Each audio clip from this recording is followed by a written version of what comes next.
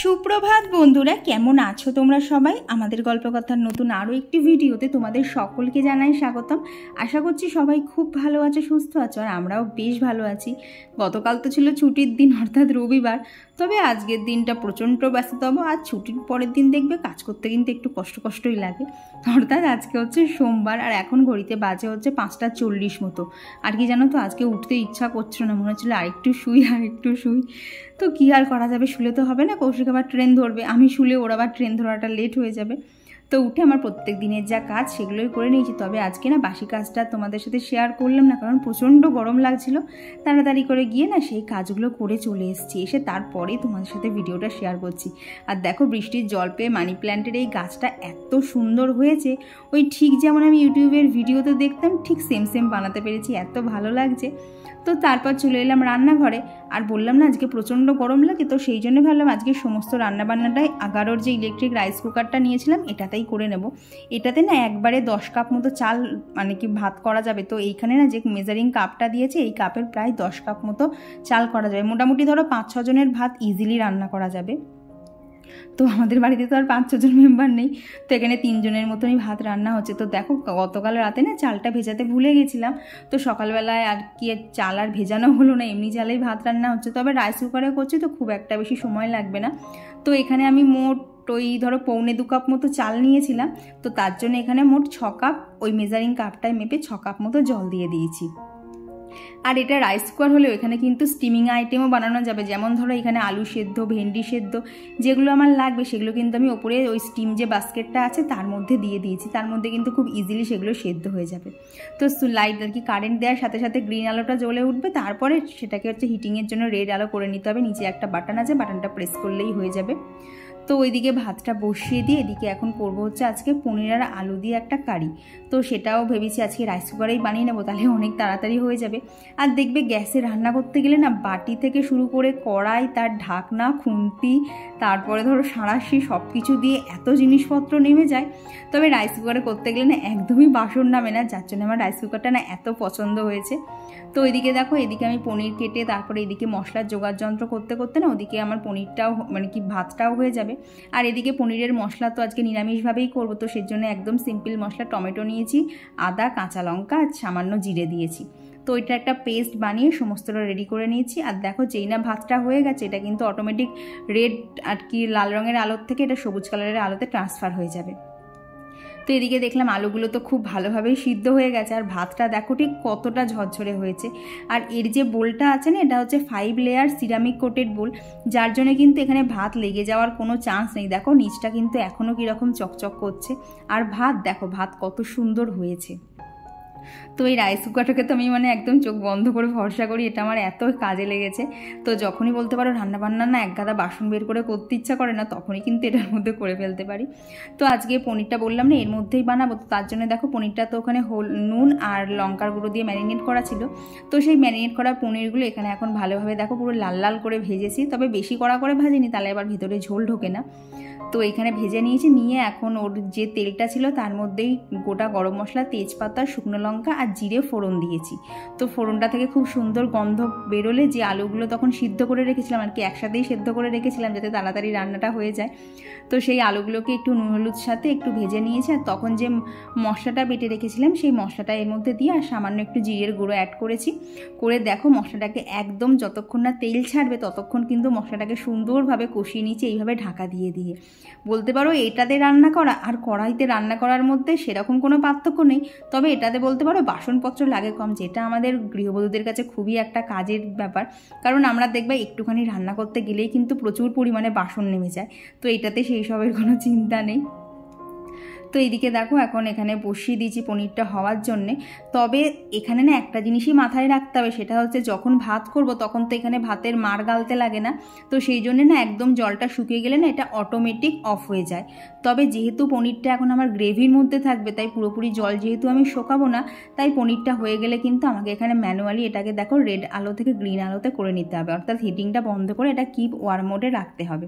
দিয়ে তারপর ওখানে একটুখানি গরম মশলার গুঁড়ো দিয়ে দিয়েছিলাম। আর এখন একটা মানে বলে নিয়েছি, দিয়ে ওপর থেকে একটু ধনেপাতা কুচি দিয়ে দিয়েছিলাম। দেখো কত সুন্দর রান্না হয়েছে। এটা কড়াইতে রান্না হয়েছে না আর কি রাইস কুকারে রান্না হয়েছে বোঝাই যাবে না, এত সুন্দর হয়েছিল।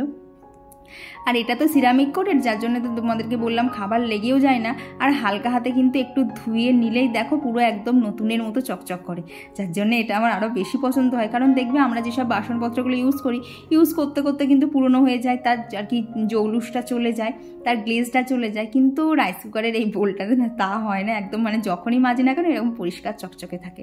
তো ওইটাকে তো ভালোভাবে ধুয়ে নিয়েছি, তবে এইখানে যেহেতু কারেন্টের আর কি ইলেকট্রিক যে হিটিং প্লেট সেটা এখানেই আছে, তাই এটাকে আর জল লাগানো যাবে না, একটা ভেজা ন্যাকড়া দিয়ে মুছে নিলেই হয়ে যাবে।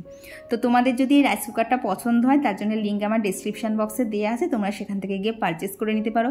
তখন দেখবে মানে রান্না করা এত সুবিধা হয়, যখন ধরো বাড়িতে মা বোন ওরা ধরো আসে, অনেক কিছু রান্না থাকে আর কি ভাতটা অনেকটা করতে হয়, তো তখন তো আমি নিশ্চিন্তে রাইস কুকারের মধ্যে বসিয়ে দিয়ে মজা আসতে গল্প করি। কারণ রান্না হয়ে গেলে অটোমেটিকই অফ হয়ে যাবে, আমাকে ভাত দেখার কোনো চান্স মানে কোনো তাড়া থাকবে না যে ভাত নষ্ট হয়ে গেল না ভাত বেশি গলে গেল, সেসবের কোনো ভয় নেই। তো আজকে সকালে কৌশিককে এই পনিরের তরকারি আর রুটি দিয়েই আর কি ওর মানে লাঞ্চ বক্সটা প্যাক করে দিয়েছিলাম। আর দেখো বাড়িতে ভিডিও করতে গেলে এই সমস্যা, ওইখানে যে আমার ক্যামেরাটা অন করে না কেউ দেখতেই চায় না, সবার কাজ আগে। আমি তো মনে হয় যেন সেই বলে না ঘোড়ায় ঘাস কাটছি, আমার মনে হয় তো সেই রকম করছি। দেখো কৌশিক যখন দিয়ে যাবে বলতে পারতো তাহলে আমি ভিডিওটা বন্ধ করে তুমি চলে যাও তারপর আবার চালাই, না তা হবে না, সবার তারা। তাই মাঝে মধ্যে কিন্তু এইসবগুলো না একটু অ্যাডজাস্ট করে নিতে হয়। কৌশিক তো তাও ধরো বেশি যেতে পারে না, কারণ বেশি গেলে আমি চেঁচামেচি করবো, কিন্তু বাপি এত পরিমাণে যায়। বাপি ধরো ক্যামেরাটা জাস্ট অন করেছি, মাঝখান দিয়ে ইচ্ছা মতো যাচ্ছে আসছে, এই করতে গিয়ে জানো তো মাঝে মধ্যে এক ভিডিও আমায় 3-4 বার করে শ্যুট করতে হয়, নাহলে না ঠিক হয়ে ওঠে না। আর এই ভিডিও জিনিসটা না এমন, আমার যতক্ষণ না মন পছন্দ না হয় না সেটাকে আমি শেয়ার করতেও পারি না। তো ওইদিকে কৌশিককে খেতে দিয়ে ওইদিকে ওপরে এসে এই যে আমার যে ঘরদোর গোছানোর কাজ থাকে আর কি বাসি কাজের মধ্যে আর কি ওপরটা বিছানাটা ক্লিন করে নিয়ে এদিকে ঘরটাকে একটু ঝাঁট দিয়ে নিয়ে তো সেইটাই করে নিচ্ছি। তবে এখন করে না কৌশিক কী করছে বলো তো, ও ঘুম থেকে ওঠার পর আর কি ও তো পরে ওঠার পর না ও বালিশগুলো একটা জায়গায় জড়ো করে রাখছে, যার জন্য আমার এসে না ওই বালিশ নিয়ে টানাটানি করতে হচ্ছে না, এক জায়গাতেই বালিশগুলো পেয়ে যাচ্ছি। তো এখানে তো আমার ঘরটা ঝাঁট দেওয়া কমপ্লিট হয়ে গেছে, কৌশিক ওখানে রেডি হয়ে গেছে। তো এখন নিচে গেলাম, গিয়ে এই যে ও বেরিয়ে গেল, এখন আমায় দরজাটা দিতে হবে। তবে এই দরজা দিয়ে যে কৌশিক বেরিয়েছে সঙ্গে সঙ্গে এরা দুজন চলে এসছে। দেখো ঘড়ির কাঁটায় বাজে হচ্ছে 7:45। এবার খুব ভালো করে খেয়াল করে লক্ষ্য করে দেখো, দাদা যেটা করছে ভাই কিন্তু সেটাই করছে। এই যে দাদা এখানে ডন বৈঠক দিচ্ছে আর ভাইয়ের ডন বৈঠকটা দেখো, বিশ্বাস করো আমি এখন ভয়েস দিচ্ছি, আমার এখনও দেখে হাসি পাচ্ছে, স্পেশালি ভাইয়েরটা। ভাই কি শুরু করেছে, মানে সকালবেলা এত হাসি পাচ্ছিল না ওদেরকে দেখে। তো এই যে এখন দুজনে মিলে খাটের ওপর একদম বলতে পারো ভূতের নৃত্য করছে। তো সকালটা আজকে এইভাবেই কাটলো। সকলকে তো তোমাদের সকলকে আরও একবার জানাই গুড মর্নিং। ঘড়ির কাঁটায় বাজে হচ্ছে 8:30। দেখলে তো অরি আর অভি এসেছিলো, বাবা দাপড়াদাপড়ি করে এই বাড়ি গেল, আর ওর সাথে দাপড়াদাপড়ি করে ঘেমে তো পুরো স্নান হয়ে গেছি, প্লাস যেন বলতে নেই জল তেষ্টা পাচ্ছে, প্রচণ্ড গরম তো, তার মধ্যে সকাল থেকে একটানা কাজ চলছে। এবার সত্যি কথা জল তেষ্টা পাচ্ছে। একবার তো এসে ওইখানে যে বোতলটা রাখা আছে না, অলরেডি বোতলটায় হাত চলে গেছে। তো আর বেশিক্ষণ না, 8:30 তো, ওখানে মানে 9:30 থেকে 10টার মধ্যেই মন্দিরে পুজো দিতে যাব। তো এখন একটুখানি সামান্য বসবো, বসে নিয়ে ঘরটা মুছে না নিচে যাব পুজোর ওখানে জোগাড় করতে। এবার কি বলো তো, আমার ওখানে যেহেতু আজকে পূর্ণিমার পুজো, ঠাকুরকে স্নান টান করানোর আছে, অনেক সময় লাগে। তো যদি একান্ত 9:30টার মধ্যে না হয়ে ওঠে তাহলে না আগে গিয়ে মন্দিরে জল দিয়ে এসে তারপর ঘরের ঠাকুরকে পুজো দেবো। কারণ বাউন মশাই ওখানে 9:30 থেকে 10টার মানে 10টা বেজে গেলে উনি আর থাকেন না, তো আমার তখন আবার পুজো দিতে প্রবলেম হবে। তো সেই জন্যেই এই ব্যাপারটাই নিলাম, কারণ গরমের মধ্যে সত্যি পেরে উঠছি না, গলাটা একবার শুকিয়ে যাচ্ছে। তো চলো আমি একটু 5 মিনিট বসে, প্রচণ্ড গরম। ভিডিওতে বোধহয় বোঝা যাচ্ছে না, আমার কপাল গলা সব একদম ঘামে ভেজা। তো চলো এখন একটু বসে নেই, আমার পরে দেখা হচ্ছে। প্লাস পরে দেখা তো হতেই হবে। এই দেখো চেয়ারে আর জায়গা নেই, এবার উপচে পড়ছে, এটাকে শেষ করতে হবে। এটা গতকালের কাঁচা ছিল, গতকাল সন্ধ্যেবেলা আর গোছাতে ইচ্ছা করিনি, এত পরিমাণ গরম লাগছিল, ভালোই লাগলো না। তারপরে বোন চিরদীপ এসেছিল, ওদের সাথে গল্প করছিলাম, তো ওদেরকে রেখে দিয়েছি, থাক আজকে আর করবো না, সবই তো আজকে করছে, আজকে মানে এই কাজগুলো পরের দিন করবো। তো আজকে এই চেয়ারটাও খালি করতে হবে। তো চলো এখন একটু বসে নিই, আবার পরে দেখা হচ্ছে। তো এরপর মাঝখানে একটু বসে নিয়েছি, তারপর খুচখাচ অনেকগুলো কাজ ছিল সেগুলো কমপ্লিট করেছি, নিচে গিয়ে বাপিকে খেতে দিয়ে এসেছি, দিয়ে এখন এই ঘড়িতে 9:15 মতো বাজে, দেখতেই পাচ্ছ। তো এখন এইখানে আর কি ঘরটা আর কি মুছে নিয়ে তারপর স্নান করে মন্দিরে পুজো দিতে যাব, তারপরে এসেই না রাধা মাধবকে আর কি সমস্ত কিছু নিয়ে একবারে বসবো, না হলে না এখন করতে গেলে এখন একটুখানি হবে, মাঝখানে উঠে আবার মন্দিরে পুজো দিতে যেতে হবে, আবার এসে করতে হবে। তো সেই জন্য ভাবলাম একবারেই করি। আর জানো তো এই মন্দিরে পুজো দেওয়ার ব্যাপারটা না, এতদিন আমি এখানে রয়েছি কোনোদিন কিন্তু আমার মন থেকে না এত আসেনি, ওই যখন ইচ্ছা হতো যেতাম, কিন্তু হঠাৎ করেই না খুব ইচ্ছা হলো না প্রত্যেক সোমবারে করে গিয়েই না, এখানে তো একদমই বাড়ির কাছে, তো মন্দিরে গিয়েই পুজো দিয়ে আসবো। হয়তো ভগবান এটাই চান। আর দেখবি আমাদের লাইফে সব কিছুই কিন্তু ভগবানের ইশারা ছাড়া কোনো কিছুই সম্ভব হয় না। ভগবান যদি না চায়, কোনো ক্ষমতা নেই যে তুমি সেই কাজ করবে। ওই কথাই বলে না, ভগবান যেদিকে চাইবে আমাকে সেদিকেই যেতে হবে। আর দেখবা যখন জীবনে যখনই যা প্রতিকূলতা আসুক না কেন, আমরা কিন্তু শেষ মুহূর্তে ভগবান ভরসা বলেই ছেড়ে দিই, যে ঠাকুর এবার যেটা ঠিক করেছে সেটাকেই আমায় মেনে নিতে হবে।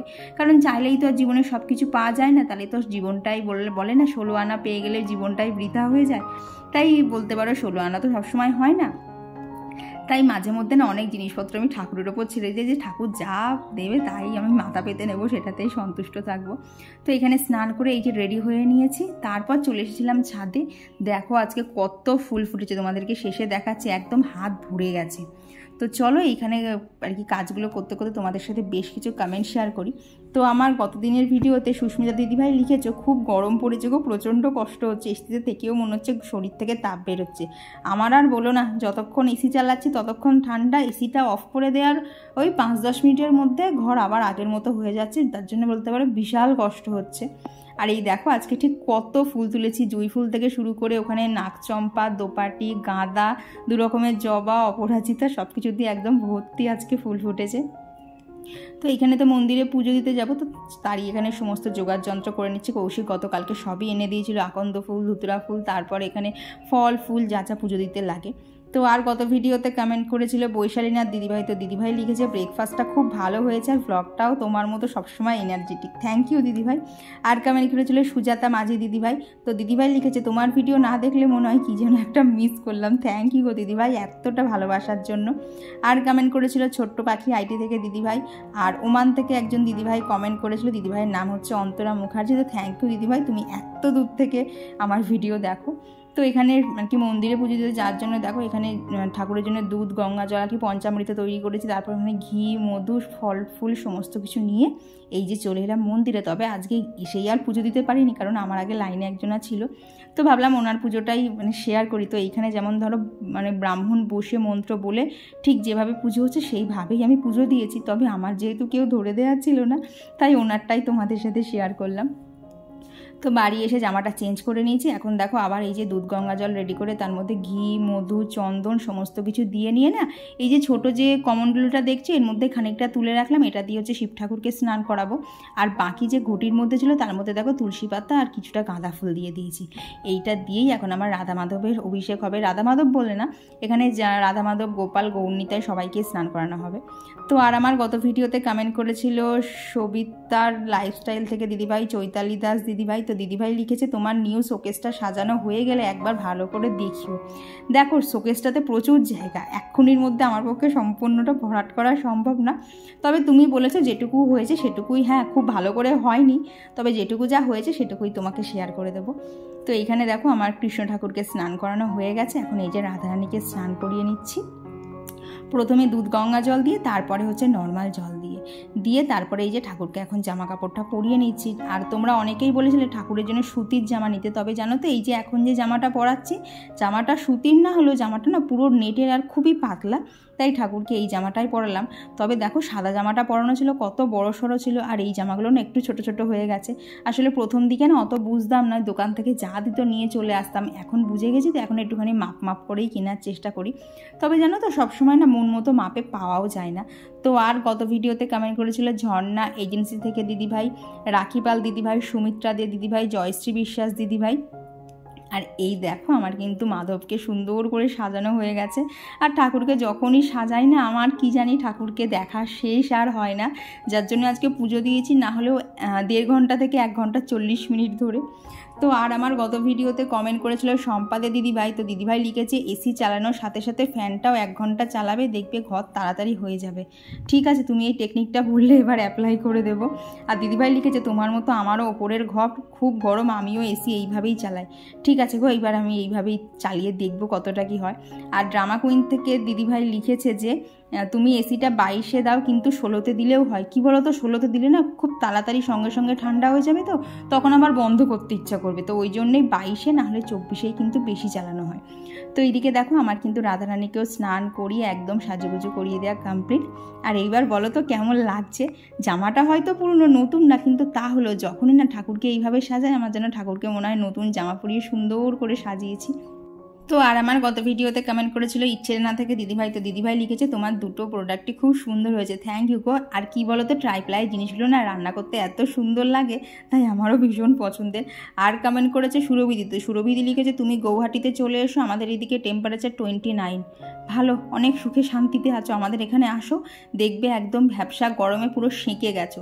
আর আমার ঘরের বিছানা সকালবেলার দিকে একটু ঠান্ডা থাকছে, তারপর ধরো এই 12টা ক্রস করে গেলেই ওদিকে ধরো পুরো রাত 11টা অবধি আমার বিছানা, আমি এসি চালাই বা ফ্যান চালাই যাই করি না কেন, বিছানা আমি কোনো মতেই ঠান্ডা করতে পারছি না। প্লাস ওই বিছানার পিছন দিকে যেটা পিঠ দেওয়ার জায়গা থাকে না, সেটা তো কোনো মতেই ঠান্ডা হচ্ছে না। এই হচ্ছে আমার দুরবস্থা, আর কি বলবো বলো।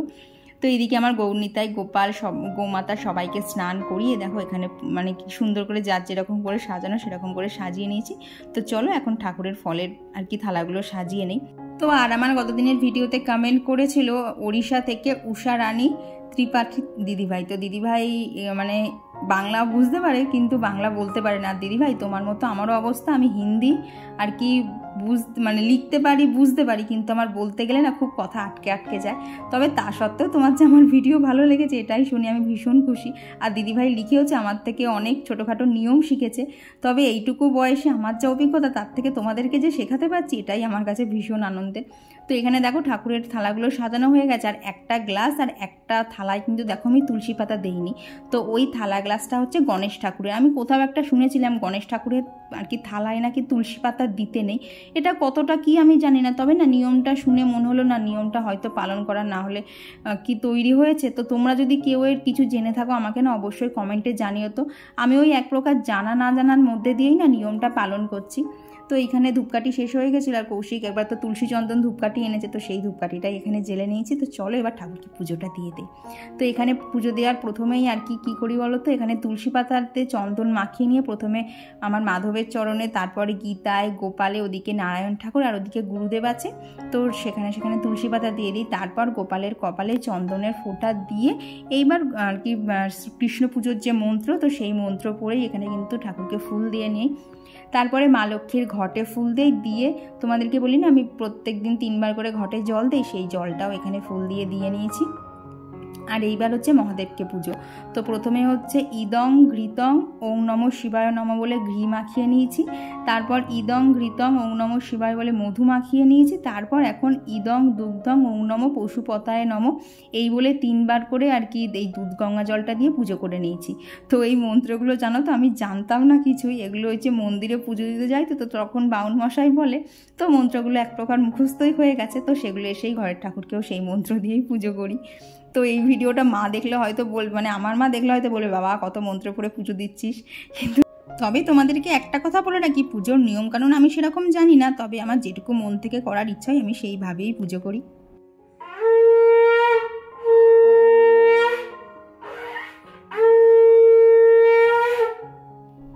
আর তোমরা হয়তো আমার এই পুরো পুজো করাটা খুব বেশি হলে 7-8 মিনিট ধরে দেখেছো, তবে জানো তো আমার পুজো করতে প্রায় 1.25 ঘন্টা মতো চলে গেছে। আর সব শেষে আমার ঠাকুরদেরকে কেমন লাগছে অবশ্যই জানিও। এই ফুল টুল দিয়ে সাজিয়ে না পুজো করতে এত ভালো লাগে, ওই তখন মনে হয় থাক না একদিন রান্না খাওয়া না করলে কি হয়, ঠাকুরকে মন ভরে পুজো দেই। আর এই রাধা মাধব গোপাল মানে এদেরকে সাজানো তো আমার আর শেষ হয় না। তো পুজো টুজো কমপ্লিট করতে করতে তো অনেক লেট হয়ে গেছিলো। তো তারপর এখানে তাড়াতাড়ি করছিলাম আর কি, পিসি চলে আসবে। তো ওখানে পটল ভেজে নিয়েছি, সাথে আলু ভাজা করে নিয়েছি, আর এখানে দেখো শাক ভাজা করেছি আর বাপির ভেন্ডি সেদ্ধ। কারণ এই দুটো না হলে বাপির আবার খাওয়াটা ঠিকঠাক কমপ্লিট হয় না, কারণ ওই দুটো বাপির চাই, আর কিছু দেই বা না দিই। তো তারপর ওই যে গরম গরম আলু ভাজা করেছিলাম, আলু ভাজা দিয়ে কোনো রকম একটু রুটি খেয়ে নিয়েছি। আমার না খেতে ইচ্ছাই করছিল না গরমে। আর এখন সকালে যে পনিরের তরকারিটা দেখলে না, সেটাকেই না একটুখানি গরম করে নিলাম, কারণ সেটা তো অনেক সকালে করা হয়েছে, রাত অবধি আবার চলবে না। তো তার আগে যদি নষ্ট ফষ্ট হয়ে যায়, তো সেই জন্য না একবার গরম করে নিয়েছি। যা গরম! খাওয়া দাওয়া করেই উপরে এলাম, বাজে হচ্ছে 3:10। বাবা, আমার খেতে তো দুপুরবেলা ইচ্ছাই করছিল না, এমনিতেই সকাল থেকে উপোস করে পুজো টুজো দিয়েছি, তারপরেও একটু প্রসাদ খেয়েছিলাম। আর যে রুটি আর আলু ভাজাটা দেখলে, যদিও আমার খুব ফেভারিট, তো সেটা খেয়েছি। খেয়ে না দুপুরবেলা আমার বিন্দু মাত্র ভাত খেতে ইচ্ছা করছিল না, কারণ পুজো দিয়ে উঠতেই 11:30 বেজেছে। আর ওই ঠাকুর নামিয়ে পুজো করে আবার ঠাকুর তোলা অনেক সময় লাগে। তোমরা হয়তো ভিডিওটা একটুখানি দেখেছো, বাট ওই ঠাকুর নামানো, তারপরে ঠাকুর ঘরের অবস্থা তো খারাপ হয়ে যায়, সেটাকে আবার ঠাকুরের বসবাসযোগ্য করে তুলতে গিয়ে প্রচুর সময় চলে যায়। তো আজকে একটা কাজ করা হয়নি, সেটা হচ্ছে ছাদের গাছে 12টার সময় আর জল দেওয়া হয়নি। বিকেলবেলা গিয়ে দেখবো গাছগুলো সব এরকম হয়ে গিয়েছে। তো এখন আর কি জল দেবো বলো, এখন 3টে বাজে, আর তো 2.5 ঘন্টা পর আবার গিয়ে 5:30টার সময় জল দিতেই হবে। তো ভাবলাম এখন আর খামোখা ঠিক করে রোদের মধ্যে জল দেবো না, ওরা যা ঘাড় নিচু করার ঘাড় নিচু করা হয়ে গেছে। তো এখন এই জানলা দরজাগুলো বন্ধ করে একটুখানি রেস্ট নেই। সেই কখন থেকে চলছে একটা না, কি বলো তো, আজকে যেহেতু ঠাকুর নামিয়ে স্নান টান করা ছিল না, অনেক সময় চলে গেছে, তার মধ্যে আরও কষ্ট হয়েছে। সকাল থেকে টোটালি উপোস। খাবার তো চলো ঠিক আছে, খাবার না খেয়েও থাকা যায়, কিন্তু এই গরমে জল ছাড়া থাকা যায় না। তো এখন এই টুকটাক যা কাজগুলো আছে এগুলো সারি, তো তোমরা ভিডিওটা দেখতে থাকো। আর এরপর খাওয়া দাওয়া কমপ্লিট করে ওপরে যা টুকটাক কাজ থাকে সেগুলোকে কমপ্লিট করে নিয়েছি। আর চলো, আজকের ভিডিওটা এমনিতেই অনেক বড় হয়ে গেছে, আজকের ভিডিওটা আর বড় করব না। তো চলো, আজকের ভিডিওটা এখানেই রাখছি। ভিডিওটা তোমাদের কেমন লাগলো অবশ্যই জানিও, ভালো লাগলে প্লিজ একটা লাইক করে দিও। তো চলো, আজকের জন্য টাটা সকলকে।